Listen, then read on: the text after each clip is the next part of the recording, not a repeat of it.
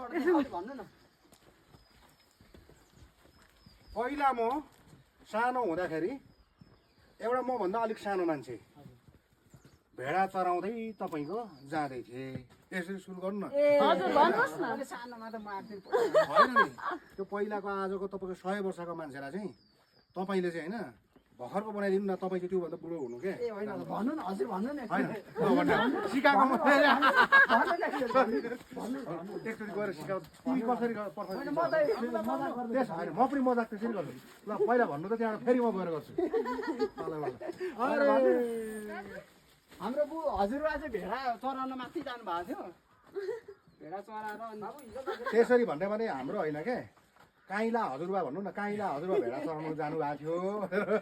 अनि भेडा चराएर चाहिँ भेडा हरायो अरे चिन्तामा बस्नु भएको रहेछ यहाँ त्यसपछि उता जानुभएको छ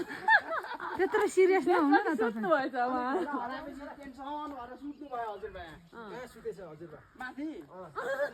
सुत्नु भयो पछाडि चाहिँ सपनामा भए पनि भयो मातालाई देख्नु भएछ होइन अनि माताले चाहिँ के भने पछाडि भेडा काटेर चढाए पछाडि चाहिँ भेडा फेरि फर्केर ल बस